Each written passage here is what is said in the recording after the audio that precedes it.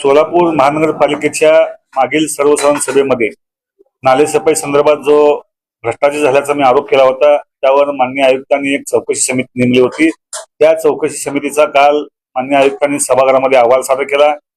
त्या अहवालात त्या चौकशी समितीने या संबंधित अधिकारी आहेत त्यांच्यावर ठपका ठेवलेला आहे। त्यातला प्रमुख ठपका हा प्रभारी नगर अभियंता अकुलवार यांच्यावर ठेवण्यात आला आहे। तसेच त्यांच्यासोबतच ज्या विभागीय अधिकाऱ्यांनी खाली काम केलं त्यांच्यावर देखील एक ठपका ठेवण्यात आला आहे। आणि नगर अभियंता खात्यानं इतकं अक्षम्य चुका केल्यात त्या अहवालात असं स्पष्टपणे चौकशी समिती नमूद केलंय।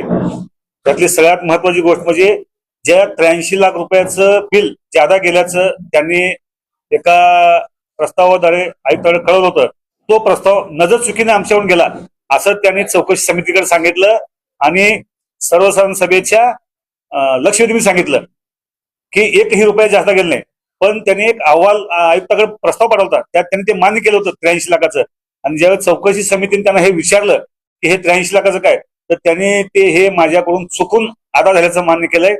त्यामुळं नगर अभियंता खात्याने जे 83 लाखाचं केलंय आणि यात सगळ्यात मोठा ठपका हे दाखवले आहेत की जी अदा झालेली बिल आहेत ती संपूर्णतः चुकीची बिलं आहेत। या बिलाचं परत माननीय संदीप कारंजे साहेब यांच्या मार्फत दुबार म्हणजे दुसऱ्यांदा या बिलाची रेकॉर्डिंग होणार आहे, त्याचे दर निश्चित होणार आहेत। आणि माझा दावा आहे की किमान 1.5 कोटी रुपये महानगरपालिकेचे वाचणार आहेत। सोलापूरच्या जनतेनं कर रूपाने भरलेल्या पैशात झालेला हा अपार आहे। आता आयुक्त साहेबांकडे माझी मागणी असणार आहे, आयुक्त साहेब अहवाल आलाय, आता आपण कारवाई करा आणि या संबंधित अधिकाऱ्यांकडून तुम्हाला जो पाहिजे तसं त्यांना संधी द्या, त्यांचा खुलासा घ्या, पण यांच्यावर निश्चितपणे कारवाई करून महापालिकेची जी पैशाची झालेली लूट आहे ते पैसे परत आले पाहिजे, त्यासाठी माझा पाठपुरा शेवटचा 1 रुपया येत असणार आहे।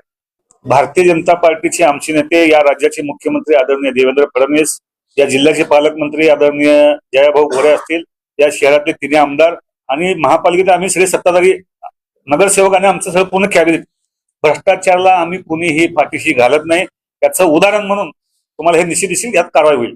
36 पानाचा अहवाल माझ्याकडे सादर झालाय।